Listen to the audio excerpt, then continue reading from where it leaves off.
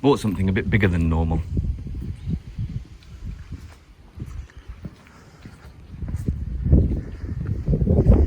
Yeah, she big.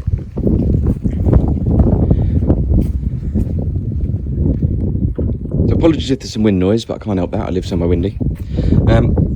This is my cherry picker and it's knackered. So it doesn't work. Obviously, nothing I buy works.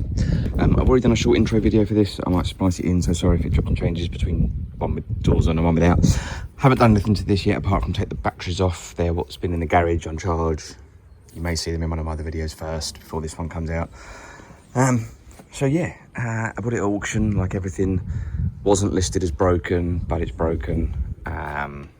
All I can really tell you about it is the batteries were dead, and when it was delivered I was told that the boom swung round on its own, which they shouldn't do, and the problem's pretty obvious.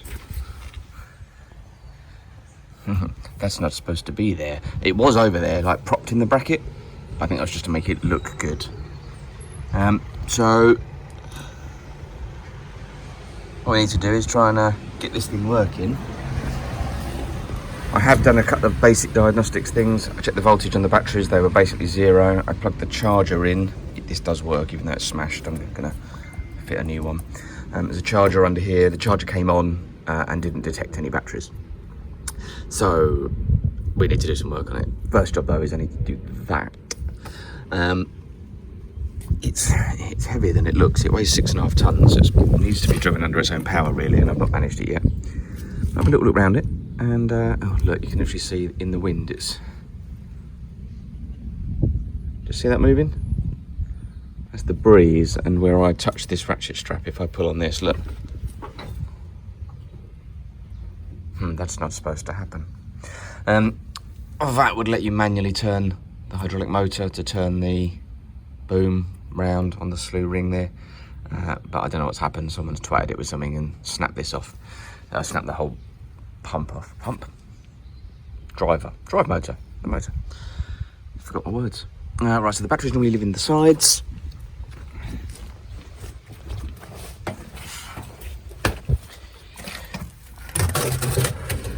Taking them out, it had eight big batteries, 6-volt ones. It's a 48-volt machine. I don't remember where I put the bolt for that or the pin. That's a worry. But we knocked this out to steer the wheels, and then I realised that actually you can manually steer the hydraulics. I'll show you that in a second. Emergency pump handles down there, and then these you can operate the various rams on the arm, if we're calling it an arm, or the boom, by screwing these in or out. They were all screwed out, which means when you pumped that, it tried to pump up every ram on the machine. Just screwed them all back in. There are other valves in there, I'll show you those in a sec. What I'll do is I'll get this cover off, and then I'll show you a couple more things. Here we go. They just lift off. I think they're probably meant to attach better than they do, but they don't. Under this one, we've got the charger, which when I plugged it in, it came up with mains on, and I assume that means battery connected. That never came on. I don't blame it. Couldn't detect a voltage. We've got lots of contactors and stuff for the drive motors, I suspect. Not much else to see in there. Oh goodness, that's windy. Between the gusts, I'll try and talk. I think this cleaner one was the one. So you can see the little brass nubbin in there. That's the central shaft of the solenoid. We managed to push that in and operate the pump, and it actually operated the steering ram. These electronic ones didn't have a manual part on them. You can manually operate them. I don't know what they're all going to be for. I haven't really thought about it yet. And hydraulic pump, hydraulic tank. And that's pretty much all there is to the machine. It's fairly simple. There is a circuit board in here which is going to be wet because it's open, so that might be buggered. Controls look okay, and there is a broken switch up there, so it's going to need some work, and then once I've got the electronics sorted, I'll cover it. Main job, first thing is to sort this out. So it should be in there. And I thought somebody had unbolted it, but actually the bolts have snapped. There's 6 bolts. actually the remnants of a bolt in that hole. If you look at the size of the machine and the weight of everything and the size of those bolts, I get the impression they're designed to shear off in the event of an accident of some sort. So I think we can probably just bolt this back on, but I can't at the moment because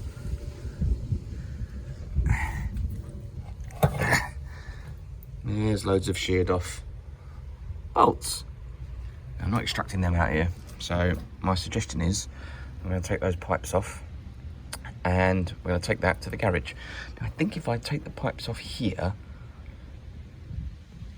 I don't know whether they're going to leak down from the reservoir through. They shouldn't do, because the hydraulics shouldn't be operating. Should be operating either way. It shouldn't do. Or whether it might be easier to take the pipes off up here. I think it's pretty much of a muchness. I'll take them off down there, I'll put something under it. I'll take them off down there and we'll see if that leaks. If not, we'll put that in the garage. I've got it on the bench. I took the hoses off and then I actually threaded the hoses up through the machine to stop them leaking, and I've angled them downwards so rainwater doesn't go in. I've actually only got 3 broken off in this, which I think is odd, because where did the others go, unless someone's already started repairing this and gave up? I don't know. This one's sticking out. Might be able to grip that with pliers or cut a slot in it and just turn it with a screwdriver. And we've got these 2, but my intention is to drill and put an easy out in and see if they'll unscrew.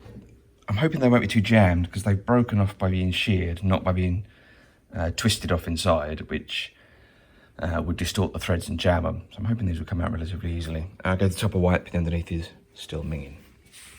And I've also got somewhere a bolt and the end of a bolt, so I've got the overall length. Oh, there we go. So I'll hunt out some other bolts. Looking at the way these are broken, it's bent like that, and that's bent. I wonder if it had started to work loose over time and they actually dropped down. Maybe the bolts had even come out before, who knows. It will have a twisting motion on it. Maybe it's backed some of the bolts out and there was only 3 left anyway. No wonder they gave up. Oh well, let's have a look. I should better work over the gear, as long as my drill bits are long enough to reach down that far. I don't really want to fight the gear off, so I'll see how I do. Looks like something's gone wrong before. Look at all these chewed up teeth. Possibly from its final moments where it gave up and got twisted off. Who knows?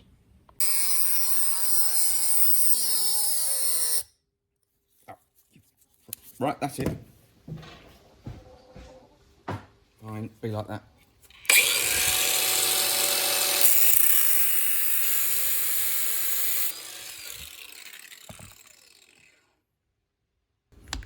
It moves, but it is stuck.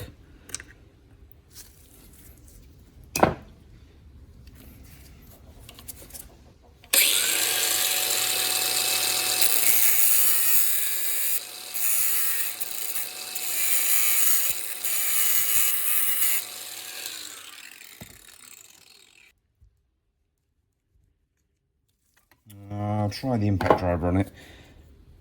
It's just stuck because it's bent over. I think if I can get it started as it undoes, it's going to loosen off.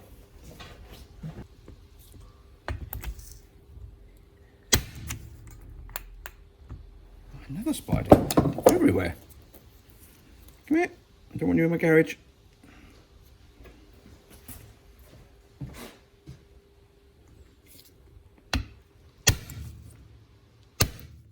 Try cutting again.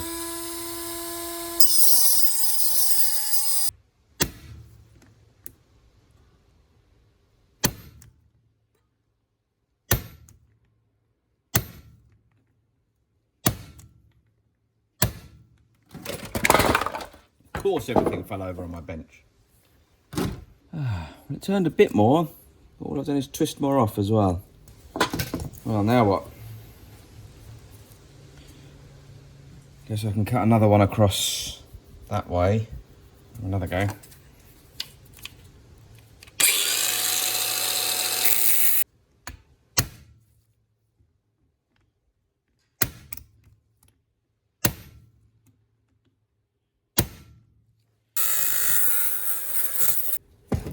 I'm going to have to take that gear off.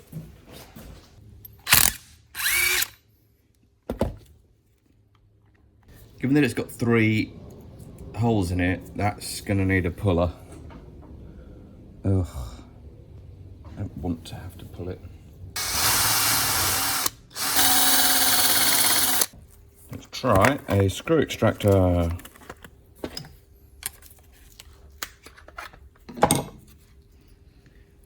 Too small. Not deep enough.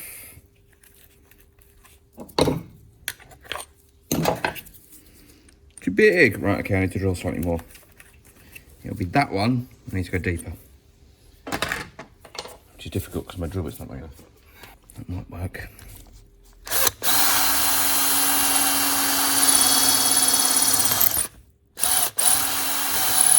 Oh, I think that went right through the right through what was left. That's good. Right, now the other issue. How do I turn it with the gear there? Tricky.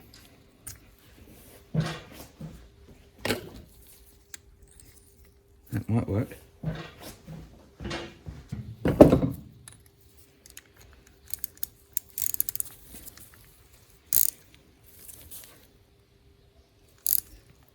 Oh, it's going.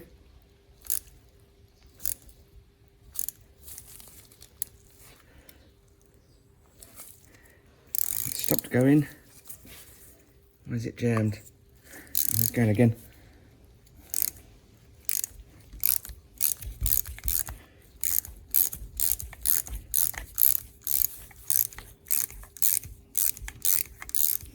Oh. Awful. Right, I've actually, this is a tap socket designed for the square heads of taps. It didn't quite fit and I've bashed that on there with a hammer. So the next job would be to get this apart, but you know, let's not worry about that. Let's get that off and do the next one.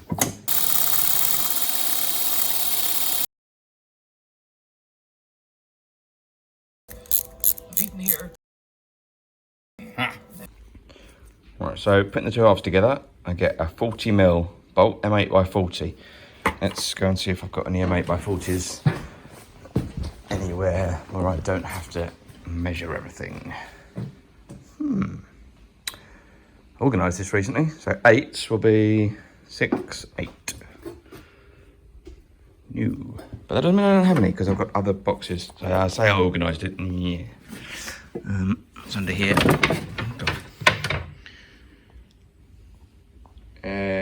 8x35, but they're stainless. Oh wow! Look at that! Oh. 8x40. They're not cap head, but gotta be right. Let's have a rummage. Oh, we've got unplated. Oh, it's cap head. There are cap heads in there. What? I'm confused. Why is there just one? Okay.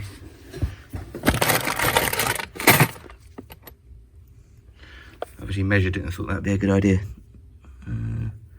Oh, they're 8.8. I'll put that one back.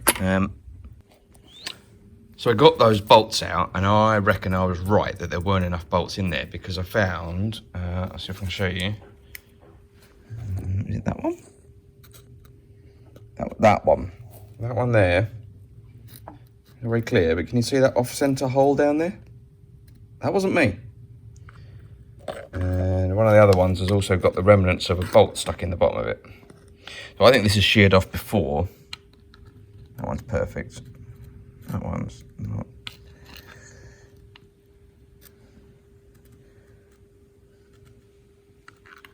No, it's that one. I missed it. That one has got the remnants of some junk and rubbish in there. They've also got, when you look at them, really damaged threads. And given that this is, well, I mean, you could argue that everything on it is safety critical, but it's fairly safety critical because if this were to shear off, the boom could swing round and slam you into something, like a power line. So we need this to be right. So some of them have got perfect threads. Really looking, I just looked at the bracket. Now there's 1, 2, 3, 4, 5, 6, 7. There's 8 holes in this. It's only 6 on the thing, so 2 opposite holes aren't used. So I've got an option of turning this by one set of holes. I think the pipes will reach, as long as the two holes that are no good are opposite each other, but they're not, they're next to each other.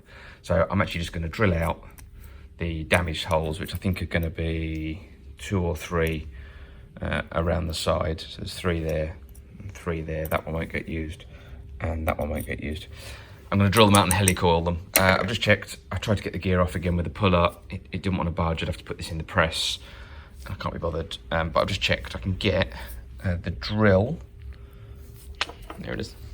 There's more than enough room to get the drill down that far, and then also the installation tool. As long as I line up the teeth with the gap in the teeth with the hole by turning the shaft there, I can get the helicoil installation tool, and prior to that I can also get the tap with a tap socket driver on there, and it is fine.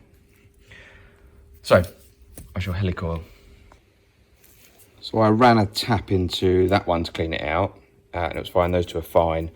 Those 2 are the ones getting helicoiled. I don't need that one. That one looks okay. This one, I started to run the tap in and it jammed. When I unwound the tap, I started to pull the helicoil out. Somebody's already done this before. It's been a common problem. I'm just going to tear this helicoil out and then get on with the other 2. Right, and put a new helicoil in that one. Hopefully it's the same thread. I think they're all the same. Oh, look at that, it's in the press, yay. So the pump's under there. I've sandwiched the plates together around the gear, and I'm going to try and press it out. I can't get a straight cut with the taps down. It looks like someone's already cut one at an angle. And I don't want to be that guy again, so I'm going to try and sort them out properly. Let's see if we can do this. I've got to be honest, I didn't anticipate that, because I was meant to have my hand underneath to catch it. So hope it didn't trash anything. Nope, it survived. Everything else not so much. It's jammed that into that, but it's out. Now I can work on that. It's tapered. That's why it was stuck so well. It's a tapered shaft. If I'd realised that, one good tap probably would have knocked it free, but I didn't realise. Onwards, outwards. So I spotted another problem. I was clearing out one of the holes. I noticed that actually it goes right into the gear case. And in the gear case, I can see something white and squishy, and that also means the swarf from the drilling has gone into the case. And that's pretty bad. So I think we need to be sensible here and open it up. Appears to be in 2 halves. So I'm going to hope that I can simply take off these 2 bolts, take the hydraulic motor off, and then undo the bolts underneath and split the case. There doesn't appear to be any oil in there, so maybe the seals have gone. So possibly is a good idea anyway. I don't really know what the goo is. I think the goo that the white squishy thing I can see is probably someone squeezed sealant through the hole, knowing that they'd caused that problem, and actually it's just sitting in there, but I don't know that, and don't want to do half a job, do we? So let's get this thing apart. Oh, that was loose.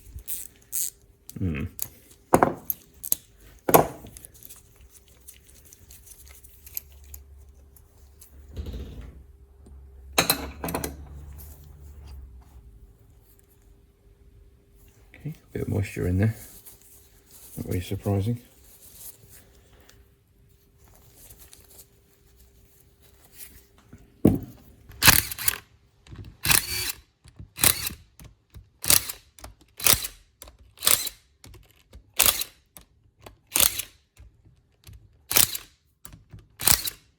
Okay, they all are the same size, and also, I don't know if you were aware, smell terrible. Oh, this one. Right, now let's see if we can split this case. Depends if it's gasketed or glued, I suppose.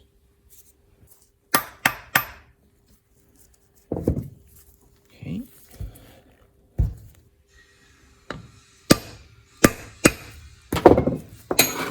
There we go.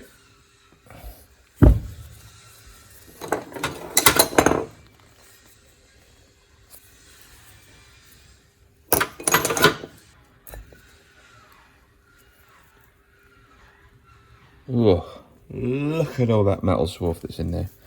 Oh, and I was right, the squishy thing is just where someone's pushed sealant through the hole. Ideally, I want to lift this gear out and clean it. I don't really want to disturb too much in here.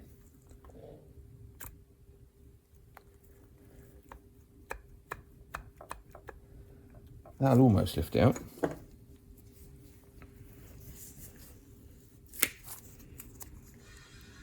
How does that come out? I think it probably just lifts up, but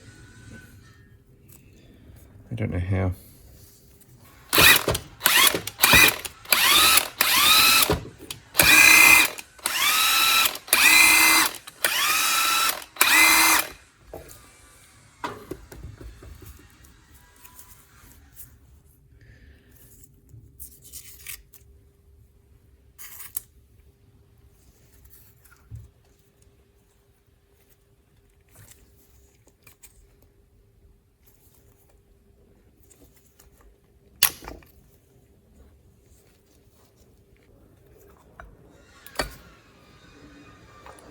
I think it's just stuck. I mean, we saw it turn when I turned the thing, but I'm going to work on getting that out of there now. Got it apart. I had to put some soft jaws in the vise and trap the shaft in there and then work the case off of it because this bush was so incredibly tight. Not a complaint though. It means it's not worn out. Everything seems good on it, apart from there's no oil in here and it smells like gear oil, so I think it's meant to be oiled. There's no obvious fill point, but I think maybe, I mean, I'll either fill it with grease or, I think it's meant to be oiled, reassemble and then pour oil into the bottom here and let it fill up to a point where the seals sitting in there will just keep it in and while I assemble it. And then there's no obvious sealant here, but I will put a thin, very thin bead of sealant around. I think I'll replace these seals though, because where's the oil gone? And the machine was quite oily, so I wonder if it's come out of here. So we'll get a couple of new seals. Oil seals, you can get the numbers off of them. This is an INA seal. It's a G35-32-4. So that's probably 35, I think, 35 mil.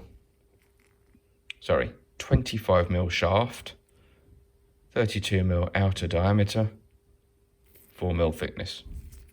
So I'll buy a couple of oil seals and we'll reassemble it. You can see there's bearings that support the shaft and there's also bearings that take the thrust there, and they're all in fine condition. I will take them all off, clean them all thoroughly, grease them, then reassemble with oil, and that should be good. And you can see the amount of metallic junk that's in here and all on the back of there, and that all appears to be because someone drilled through right through the case there to helicoil it. Now I do see why that's happened, because I've got to helicoil a couple of these, and to be honest, to get the helicoil tap to bottom out, I'm probably going to have to go right through the case. So there you go. I've managed to helicoil one without going all the way through. I didn't need to. There is enough depth for the tap to do its work. So the next one that needs helicoiling is that one. I've drilled that one, but I've not tapped it yet. So I shall get on and do that. On tap. That one.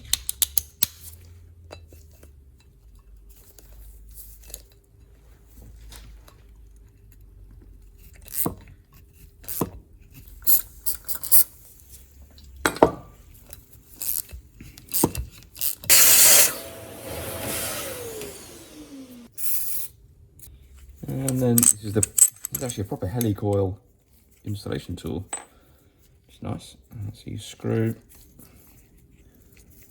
a wire insert onto this first, and you just see the end grips onto that little tang. You put this whole thing into here and you screw it, and that screws into the thread at the end. And what this does is it stretches and sets the helicoil ready. And you line that over the hole.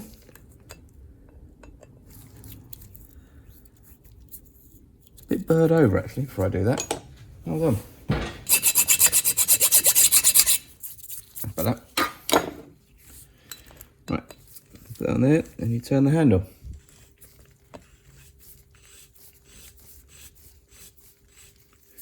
And what that does is that puts the wire into it. If you twist this outer slightly, feel the tension on the wire. So if you give it a little twist and turn, you'll feel when the tension comes off this, you'll know you've reached the end of the insert.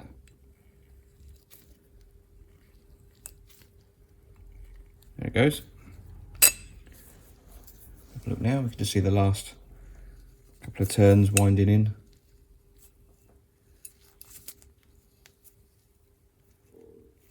Okay. Then you unscrew this back out.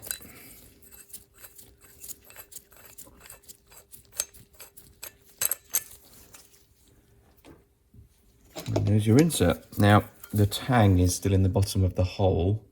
Just see it in the end there. And that needs breaking off, and they give you a little punch. Doesn't need much. Tap it with the end of a screwdriver normally.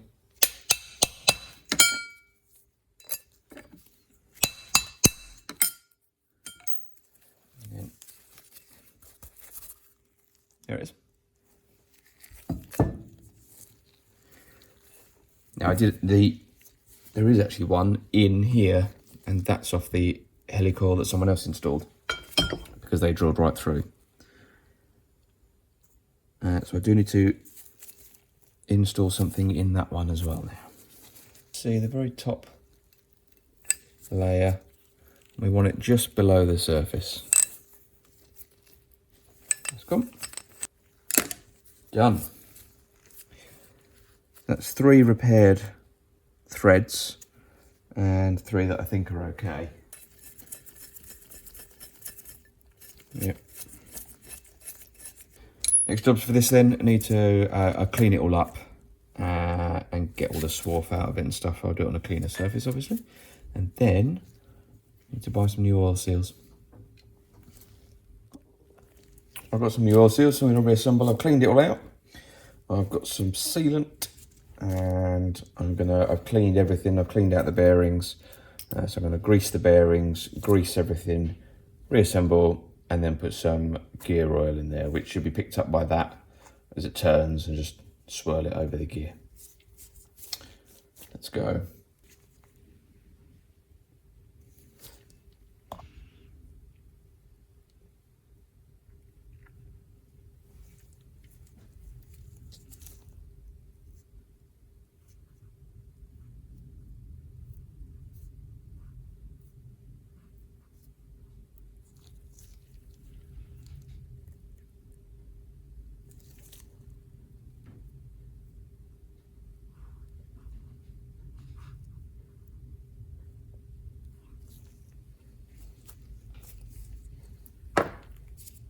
I think I'll let that dry. I'll actually assemble most of it, and I'll loosely fit the cover, but I'll fully fit it tomorrow once that's dried. Probably.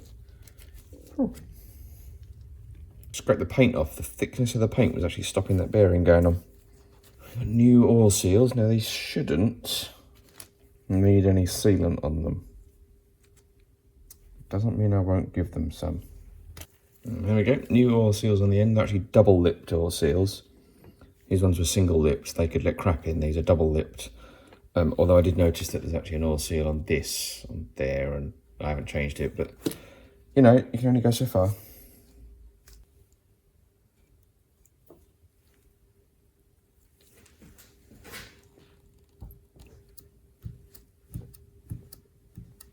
Right, I'm going to take that bolt out that I put in, and the sealant stayed covering the hole. So I think I can just carry on assembling. It should be fine.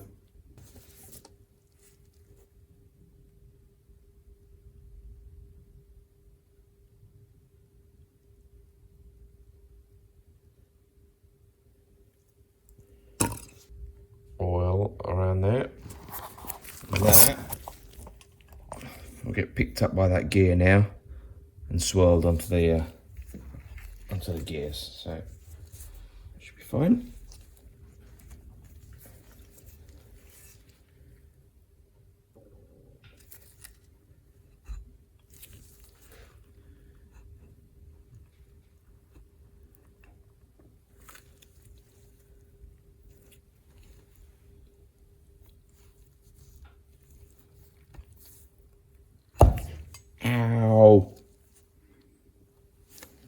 finger on it. Right, now's the difficult bit. The bolts go in the bottom. So I'm going to do it on the edge of the bench so that I don't tip it up.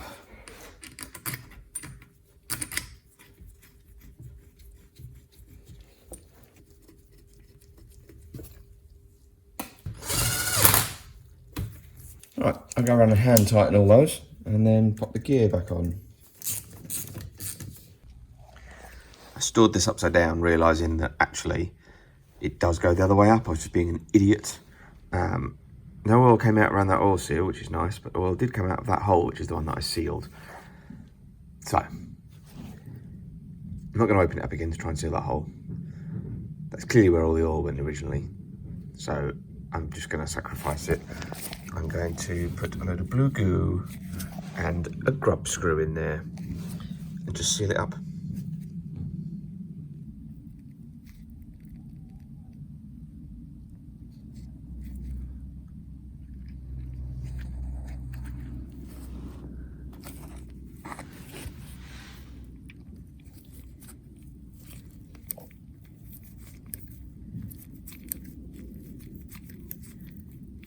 Oh no, where's that foam coming out?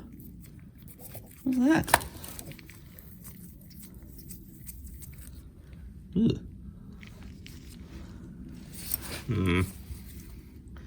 I think there was something else in there.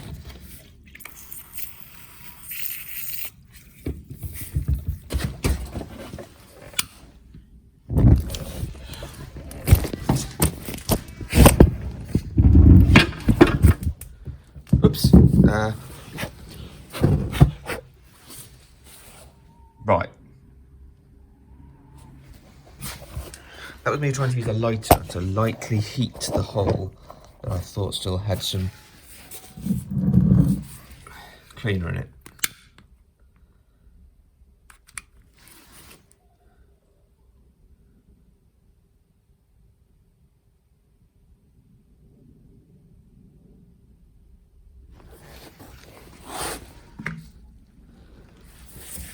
All my mistakes.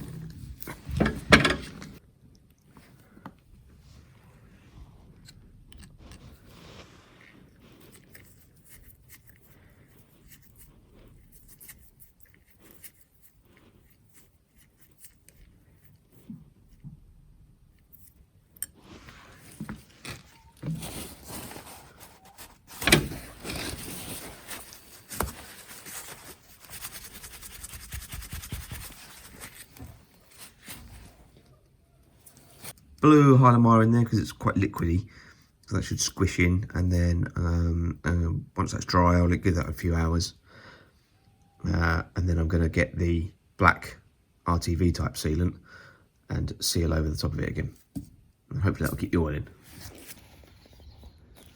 So another little go at this. That's now sealed off with loads of sealant, and I've lined up 2 holes so that the gear doesn't get in the way of the bolts. Put a socket on this hand turny tool so I can adjust the gear.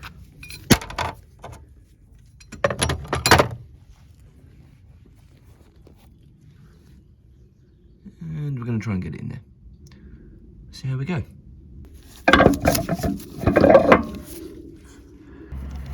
Now I've got the other issue. If I align the gear up with the holes, the gear has to mesh with that.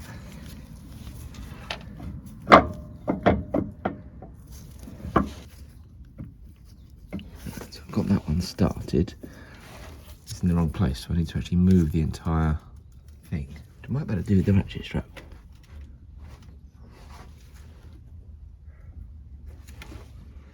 There we go.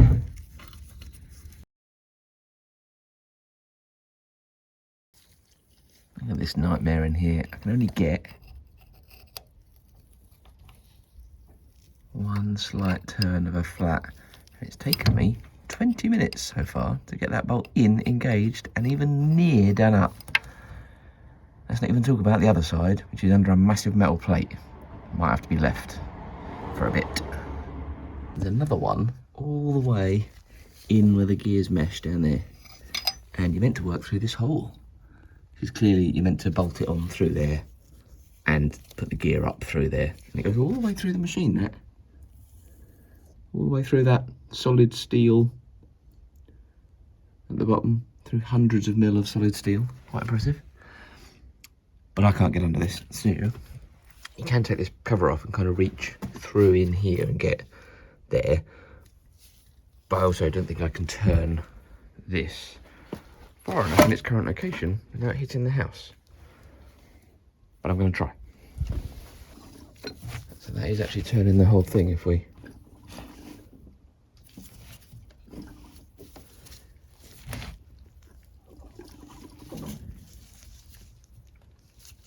What have I hit? Trailer. Oof.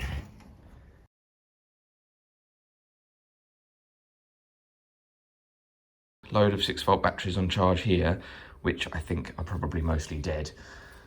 They were at 0 volts, or like 0.1 volts. I don't think that's really salvageable. But I've got decent chargers on the job. I've got that one certainly is capable of reconditioning batteries. It's got special desulfation phases and stuff that it goes through. I think that one does, it just doesn't have a light for it. Don't know. But I've been using them to try and get them going. It's time to get those batteries and try them on the cherry picker, at least put them back on, and I'm going to use this to move them, which will be in another video.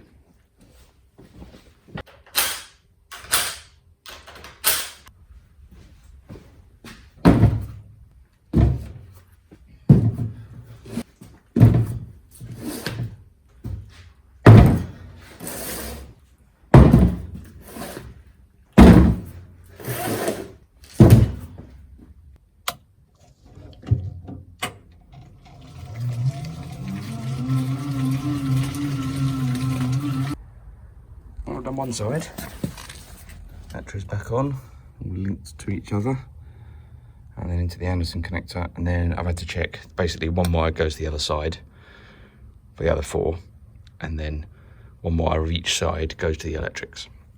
And I've checked the polarity of all the batteries, and that I've got it right in there and in there, and I think I have. Let's hope I have.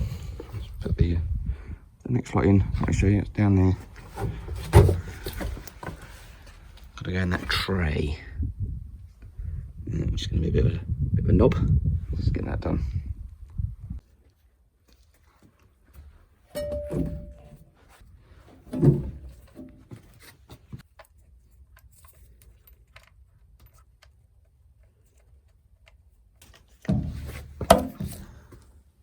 Double checked, confident all 8 batteries are in the right way around and connected to the connectors the right way around. Battery covers are back on. Weakest deterrent ever to theft. I've noticed a little light has come on saying battery. I assume that means connected. Never seen that before. And it's late at night and I can't be playing with this too much.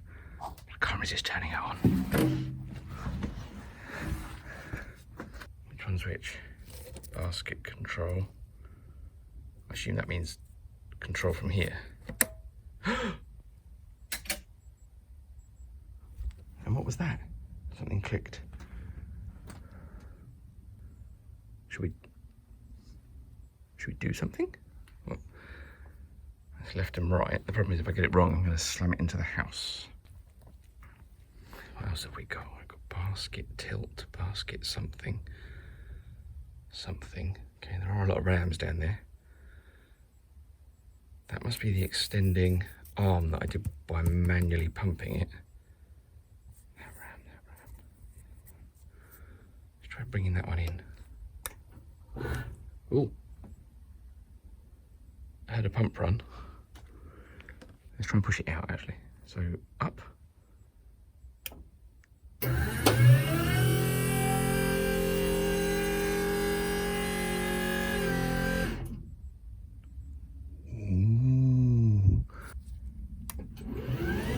That's the slew motor working.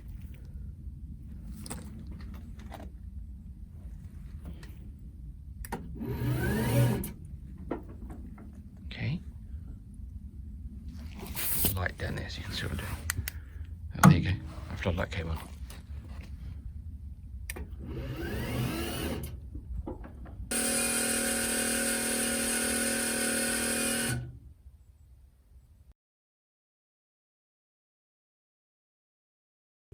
I've taken the control panel off the cherry picker to have a look at it, and the joystick has come off. I've taken that off. It was all smashed anyway.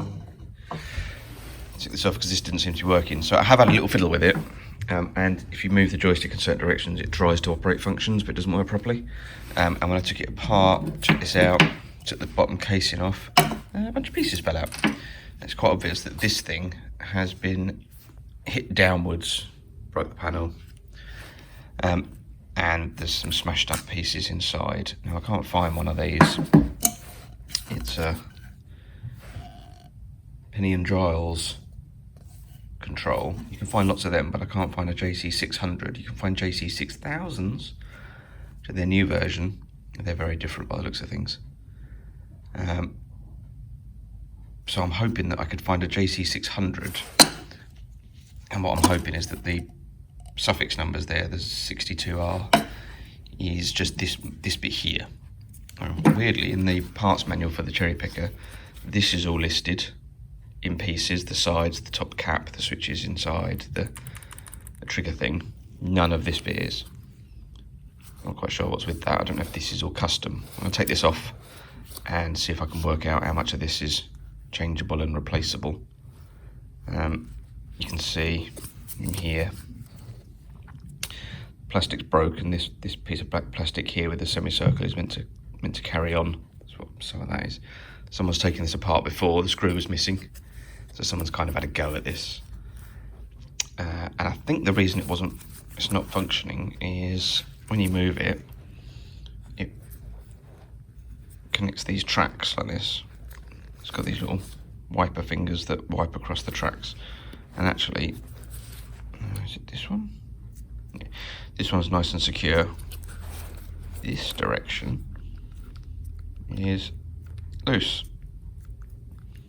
And if you have a look down there, they don't touch the tracks. So that needs to be held in. So what I might do is proof of concept, try and put some washers in there if I can work out how it comes apart, just to hold this over, hold it on the tracks, and then go and bodge this back on. Just see if it works. But before I do that, I'm going to check every switch, because this has got wet, and these switches don't like getting wet. So I'll check every switch here. I'll explain about that one later. But we'll check every piece. You can change these. You can take the contact block off and replace it, and I've got a bunch of them. I don't know if this is working. Something I've noticed is that one there looks very clean. I don't know if that means it's got hot, burnt out, or just been wiped. I haven't touched it. Wiring doesn't look too bad, nothing obviously wrong in here. That goes to the joystick. So yeah, I'll check the fuse. We'll just do basic checks on this, check these relays work. I'm not quite sure what they do. I'd imagine they're part of the safety circuit, to be honest. And we'll also try and fix the fact that it's all loose and falling apart. The hour counter doesn't work, but I doubt I'll fix that, but we'll have a look. It's got this wire that comes down here and connects to a bunch of stuff. I'll try and work out where that goes, and we'll see if we can get that working. Hopefully it's just a dodgy connection. But yeah, first job. Ideally find a replacement for this, because it's fairly safety critical, isn't it? And it's obviously had a good old whack. Otherwise, try and find another one and Frankenstein up a new one. We'll see. Had a little fiddle with this. And what I've done is wedged two washers, those like shake-proof washers, behind there on the shaft. It's 4mm shaft, so I put M4 washers in there. And they seem to be holding the contacts in quite nicely. So I think I'll go and try it. I'm just going to take it out as it is and just bodge it on there and see if the forward functions start to work, and then I'll have a little play with it during the day. I've had a look in here. I did check the switches. check the continuity. So the switch contact is there. Every one, when I press the button, is reliably working. And the other one, I pulled one off, it's actually a bulb. So I think when you select that function, I don't think you have to hold it down. I think you just press it and it should stay on. I'm going to see if those lights work. If they do, then maybe I can just get new covers or something. I've certainly not seen any lights when it was doing a couple of things. So I'll go and have a look. This will be the next task, I suppose. That doesn't work. Think about that. And these are so scuzzy, I doubt you'd see any light anyway. So I don't know. I might consider changing all the switches. And this box I've had a look at. To be honest, it's only really broken here. I think I'll make an aluminium plate to cover that whole area and support the joystick if I get that fixed. Yeah, let's take this out. Have a look.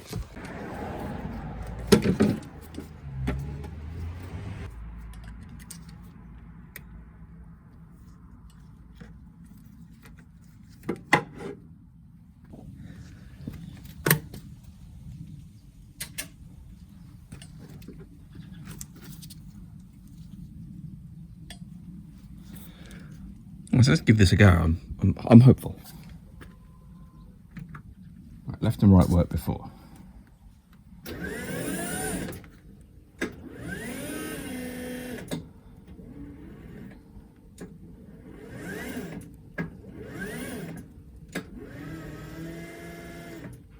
So that's variable speed.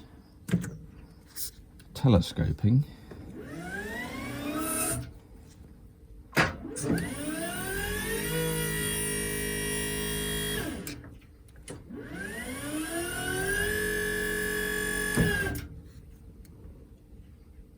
Not variable.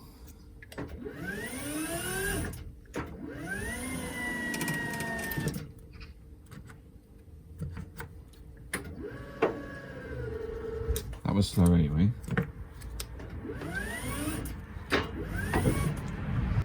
Right, so we've got the forward and backwards working, but it's not working variable speed. If we put it in steer mode, we should get steering. Yeah, a bit sticky, but works. We should get travel. Ooh, all the speed, okay. Terrifying. Right, so we're not getting variable speed. We're also not getting any lights.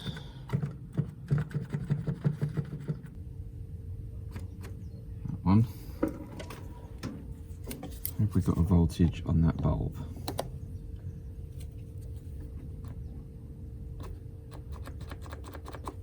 No. Okay. 42.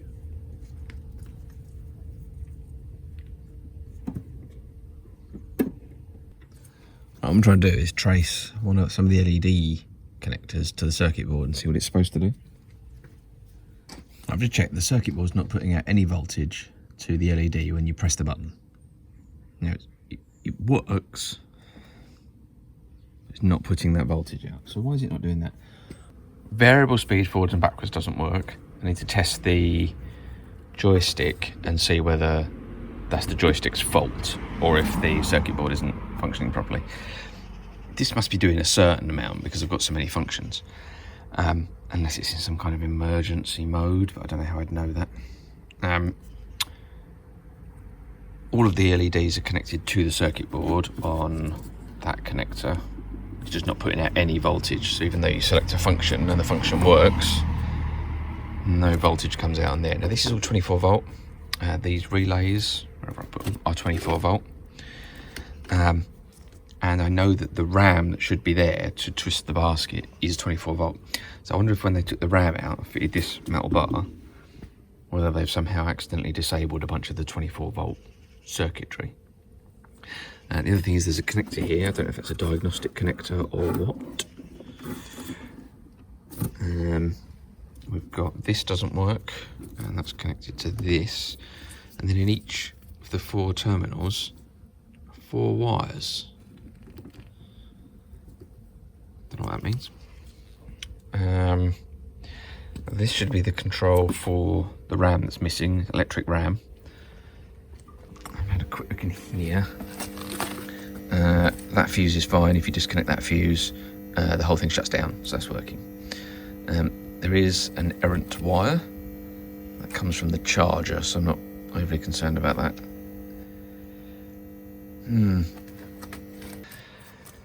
I need a wiring diagram. Now, unfortunately, although they're all numbered, so I can trace the wires, working out what they all do is a nightmare. And like this doesn't necessarily look original.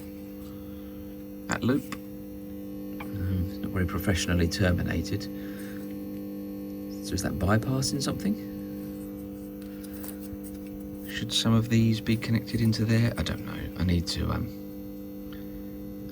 to get a wiring diagram. Let's try and find one. I've got the diagrams for the TA34, but it's different to the TA34N as far as I can tell.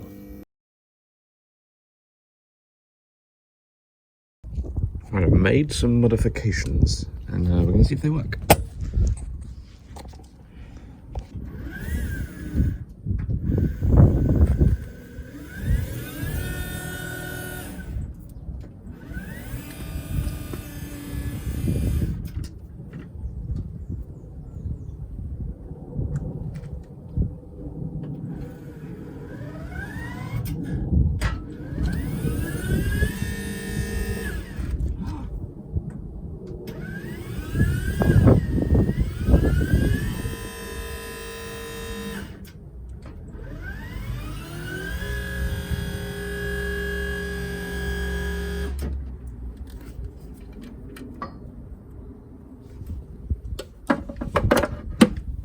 Well, that seems to be working, although I think we've lost a bit of top speed, as it were.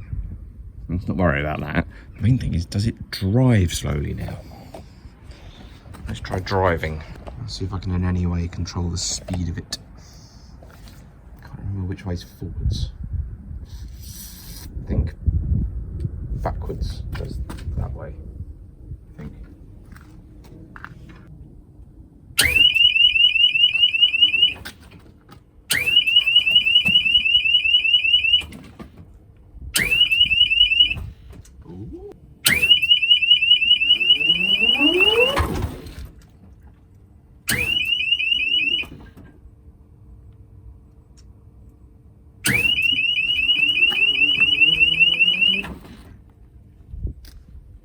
Very good.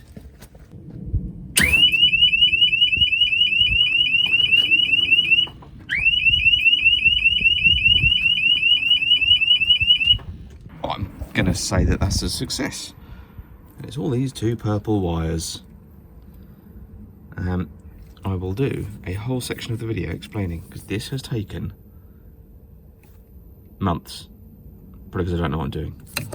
Also, quick one.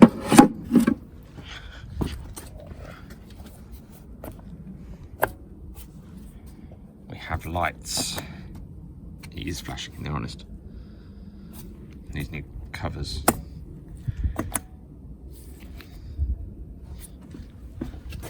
Oh. It was that resistor that I said about. That one. Put a new one in. Let's fixed it. Oh, that's amazing, so I can drive the thing. Right, that's it. Let's take this off.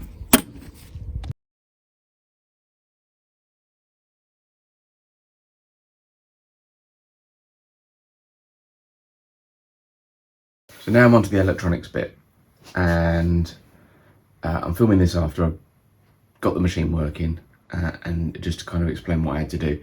It took me probably a month and a half or so to understand enough of the wiring and to work out what was wrong to get that variable speed to work, because it was a right pain.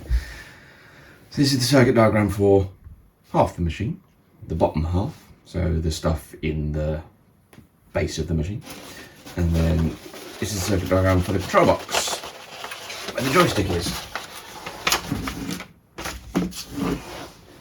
Now over there, those connections there are for the joystick, and there's no data about what the joystick does, so that's not very helpful.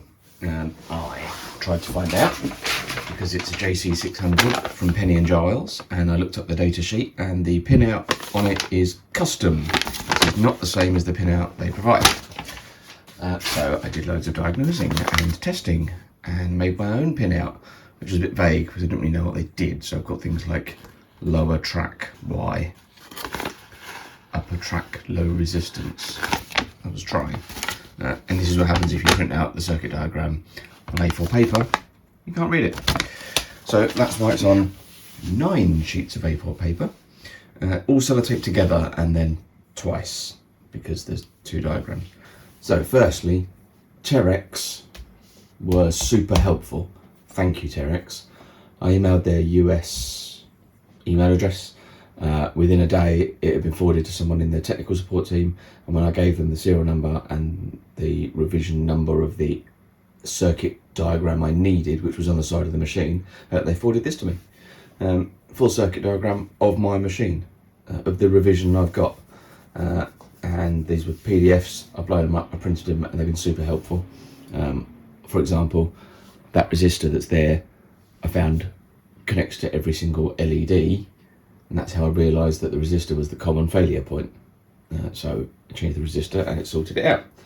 I probably wouldn't have solved that as quickly as I did without these diagrams. They're so complicated, that machine, with all yellow wiring. I know they're numbered, but it's still a pain. So this was super helpful. I did ask if they had diagnostic information, but they said they don't support their machines over 10 years old without going to like a local dealer. I've not got a problem with that. Let's face it, if we're fixing a machine over 10 years old, they're not going to make any money out of you buying a new one, so it's fine. But yeah, Terex, thank you. Super helpful. Big thumbs up for Terex. Really helpful.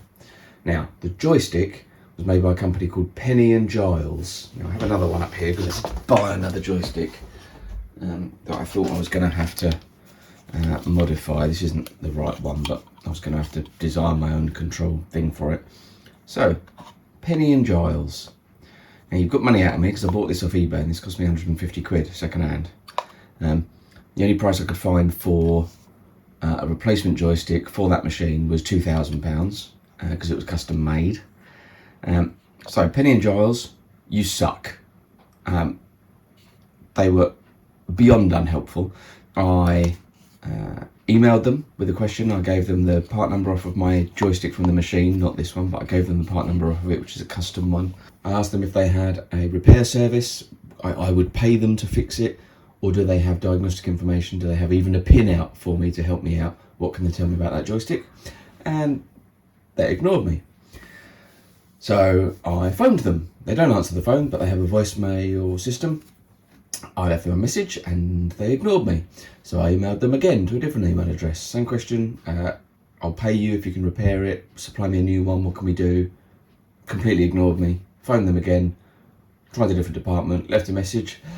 They ignored me. So you suck, Penny and Giles. They have a different UK distributor, which I'll look up now. Yeah, that was it. Curtis Wright Industrial they come under. I couldn't get hold of anyone. No one would talk to me. No one was interested. They clearly only deal with manufacturers. So yeah, thanks for that. So what I did was I tested that a lot and I found out the following. Let me get a piece of paper. So how did I get it working? Now inside that joystick were some tracks. And there was those little circuit boards that you may have seen on the side of the circuit board. Pen's running out. And those circuit boards looked a bit like this. They'd got 8 pins that came off onto the circuit board, and then there was a bunch of tracks on here. And the tracks looked a bit like that. Now these ones were completely conductive, sort of brass coloured tracks, and they're switches. And these ones were black resistive, I don't know if that's the right phrase, resistive tracks. And what they did was vary the speed. What I found was the variable speed bit, which is this bit, was basically 5 volts when we weren't moving, and then to speed it up, so the more you move the joystick, it put out a lowering voltage. But the way these are designed, these joysticks, is they're meant to go from say 10 volts to 0 volts on extremes of travel. But this was going 5 volts in the centre, 0 volts either way. It was quite confusing. I think it's a fail-safe, so that if the variable speed aspect of it goes wrong. It goes to full speed, which is what it had done on the in and out travel, which is the one I needed because it did everything except swing. So that had gone to full speed because this wasn't working. And what I gathered was, it seems that the circuit board was taking in a 5 or 6 volt reference signal from the machine from here, and then putting it into here, getting the 0 to 5 volt or 5 to 0 volt signal out, and then almost translating it back into 0 to 5 volts and putting it into the machine, and the circuit board was broken. Well, I basically shorted the pin from here that gave the voltage output from here directly back to the machine, and it worked fine. I don't know why that circuit board was there.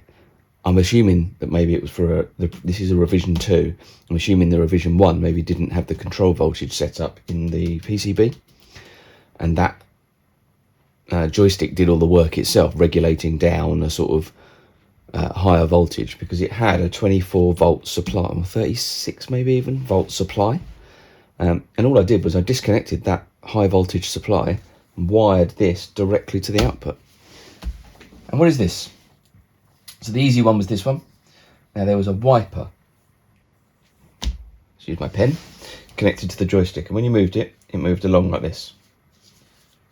And on that wiper were 2 sets of contacts, one for here and one for here. And all there were little brushes that just connected the 2 together. So connected there or connected there. So here's our wiper contact, and it's joined here and it's joined here. When you move the joystick, it just moves these little contacts over like this. This one's really easy. At the moment it's connecting this to nothing, and you've got wires that came off here. They do come down to here, but that's effectively what it does. They were pinned on here somewhere. So when you move that over there like that, boop, those 2 are connected together. When you move it over there, those 2 are connected together. And that's how it knew to move left, right, forward and back. But what it then does, it then references this voltage here. It took me a while to work this out. Now they have a tap here, here, a centre tap, and one off of there. And these are resistive, and the way they're meant to work is you'd put, say, 0 volts here, you put 10 volts here, and then when you monitor this here, you've got power 0 here, 10 there. When you're in the middle, you're going to get about 5, and 5 will come out of there. If you go all the way up to there, you'll get 10. You go all the way down to here, you get 0. Well, that's the way they're meant to work, and the centre tap is meant to just monitor the centre position. So you check that you're getting 5 volts in both positions, and then you know you're safe. They haven't implemented any of that safety system here. What they've done is they've put 0 volts here, they've put 0 volts here, they've put 5 volts there, and then what you get is you get 5 volts in the centre. These 2 are actually connected together, so that 0 and that 0 are literally grounded to each other and to the negative of the machine. As you move this, you get 5 volts down to 0, and then 5 volts down to 0 the other way. Really strange way to connect it up. That's what they did. But luckily, as I say, the circuit board puts out the 5 volts into this, and although the circuit board in the joystick was broken, I basically just connected that pin there back to the PCB directly with those little purple jumper wires, and it's worked. I think I've lost a little bit of the top speed of the machine, but it's not really an issue. But it is perfectly usable. But that's what was inside the joystick. The reason I spent a while explaining it is because it took me about, like I said, 6 weeks to understand what was going on with it. But now it works. Lovely.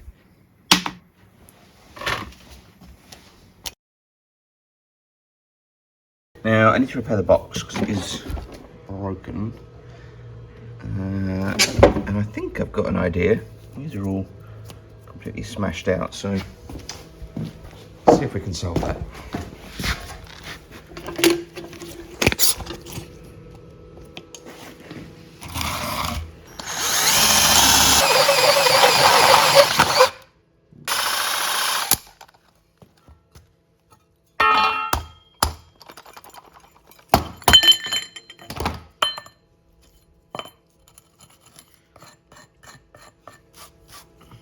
Wonderful.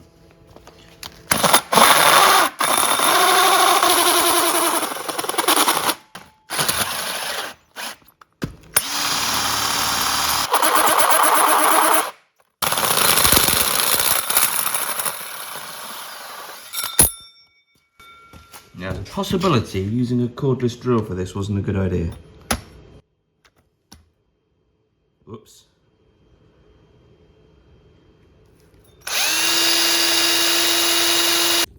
As soon as I've had a bit of functionality out of it, I'm going to fix the buttons. I say fix them, as in clean all the mortar and crap off of them. And then I've got some new covers. Now, they're not quite the same size. I did have a quick go with one, and it kind of stretched over. And a set of 10 of these was like £2 off eBay. So, all we have to do is the black bit there, push to one side, spring loaded, and that just pulls off. And then you undo this collar, which I don't think I can do with one hand, but you undo with that collar, and the whole thing comes out. I'm gonna get a little screwdriver and scrape these off, and put some fresh covers over. I thought it was cement, it might be some kind of glue.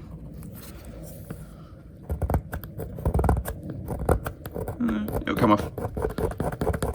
Right, I'm gonna get on and do that and sort those buttons out. I don't think I'm gonna get anything off of here. Most of this is that's actually a gouge. Most of it's pretty permanent. That doesn't matter. I'm not gonna make it that pretty. Look at the thing. It's got words on there. No idea what that says. Cool. Right, I'm done with that. I definitely made video of making this, but I don't know where it's gone. I think maybe the phone went flat and I didn't save it and I didn't notice. I don't know. So I fixed the broken box by putting these on, and all I have is that little bit of footage of me cutting these out with a hole saw and cooking the drill. So there's a square one there. That's just got a hole in the middle, and then a nice ring that it looks like I didn't mean to make it like that. It's cut.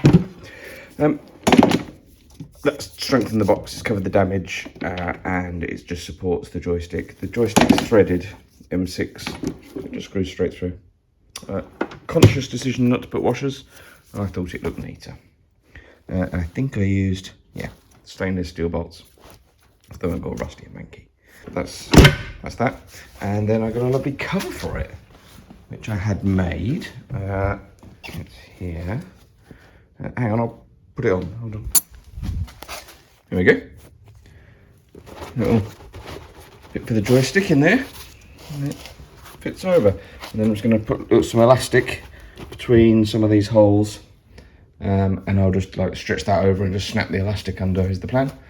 I found a company that makes custom covers, and I actually ordered like a tent shaped one. I was just going to cover the thing, but it said upload a picture of your project, so I did, and they asked me for the dimensions of the box, the joystick, the thickness of the joystick, the distance to the joystick from the edges, and then they actually custom made me a cover, and I uploaded a logo from Terex to them as well that I found online that was like free to use, I think. I hope they don't mind me using it. I'm putting it on their machine. And yeah, they printed it on the front. I was really impressed, and it was not expensive at all. So I'm looking to use them again for a couple of other things. I've got a whole machine there that could do with a cover, so I'm gonna get their money out of me. Oh yeah, the name of the company that made that was Covers and All. I'll try and remember to put a link in the description. I'm sure I always say that and forget. I'm not affiliated with them, I'm not sponsored by them, nothing like that. I just thought it was pretty cool. I ordered a standard shape, and then they custom made that for no extra money. They just wanted to do a good job, I think. It was good. So this LED is off the ground control box. It doesn't do anything. So I hooked it up to my bench power supply. I've got too many volts. 24 volts. I think that's what the other one's supposed to be. It is marked positive. And so that works. Right, on the circuit diagram, I'd already made this because I thought I was going to find it, but I didn't. On the circuit diagram, there is a resistor, 3.3 kilo ohm, 3 watt resistor. So I bought some off eBay because the resistor was blown on the other LED circuit, wasn't it? So I made this ready, saw the size of the pins, and I went out there to change it, and there just isn't a resistor. So is that the problem? Maybe this has got a little protection in it that stops it. Not right, yeah. Oh, 24 volt, it does actually say it on it. I wonder if this is getting too many volts and actually cutting off. I wonder if it has a protection circuit in it. Might do, mightn't it? There's obviously something in that body. So we'll try installing it with the resistor. And we'll see if it works. If not, maybe I just don't know what it does. Maybe this only comes on when there's an alarm. I don't actually know what this does. I just figured it would come on when I was doing things. I'll go and try that with that. Oh, this. I made this, I forgot to say, all I did was strip some wire and push the sheathing over the tiny little wire that's in it. And then I bent the leg over and just crimped it into the connector, which seems to have worked. That's what I did on the other one. I've installed it, and I checked the wiring diagram to work out which one was positive and negative, because they are numbered. There we go. So 32 was a negative and goes to the circuit board, and 33, maybe the other way around. Oh, I better check that. I'll check that. Anyway, I've connected the one that I think is right to the resistor, which was to the positive, Still doesn't work. I played with it, I can't get it to do anything. Maybe it only comes on when the tilt warning goes off or something, who knows. I didn't do anything to get this working, it started working. So we've got number of hours, many, although it seems to count from when it's turned on, so it doesn't really mean much.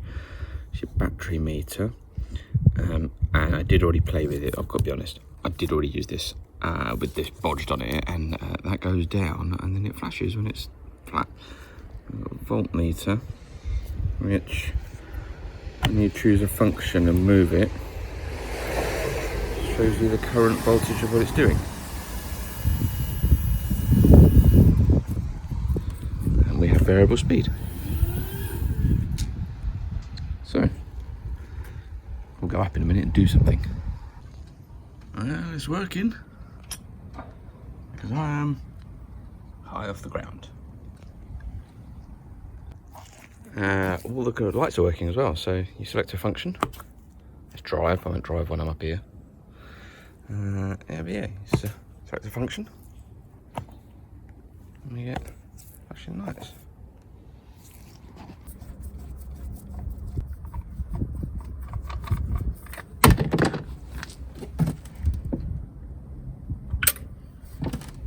Okay, I didn't expect that.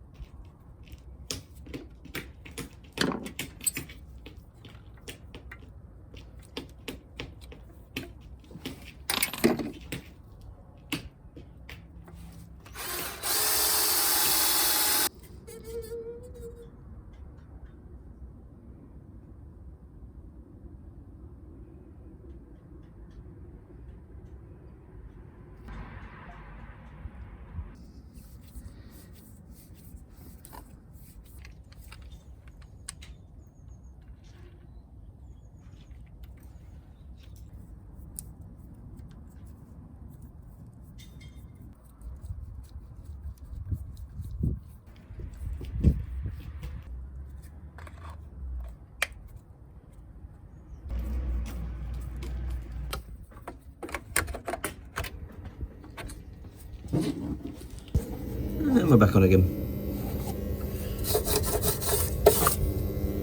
It doesn't say 80% charge or full charge. It's not really doing anything. What is full charge on? Nothing's on. Okay, fine.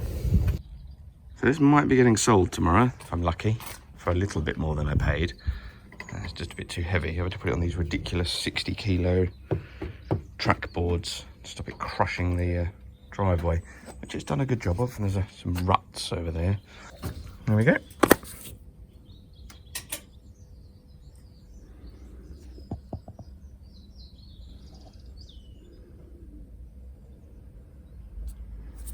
Well, going up.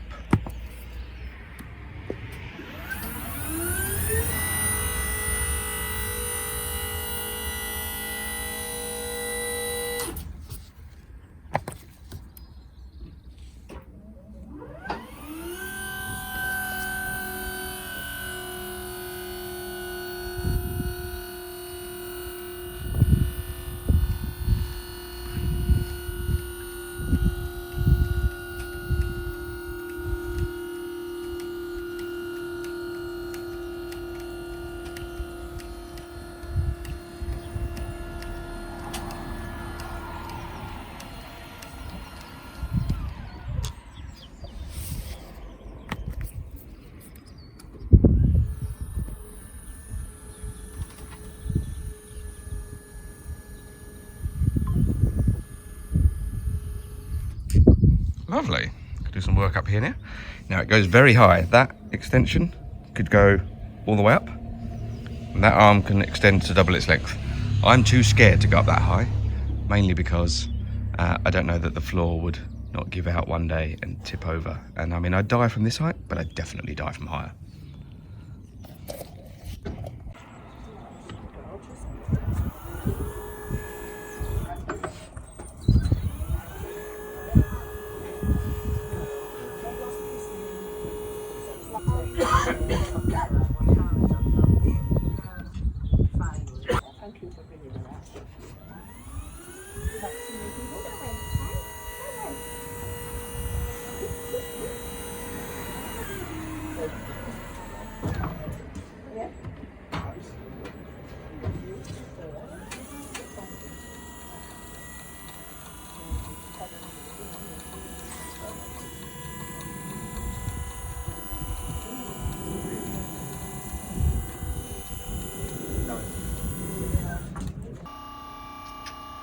We'll give the batteries die while we're doing this.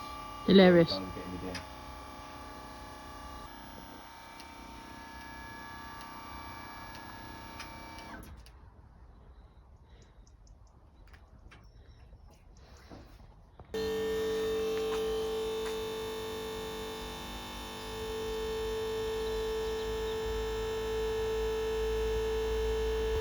So yeah, I sold that cherry picker, got some new batteries popped on it before it left, so the new owner could use it straight away.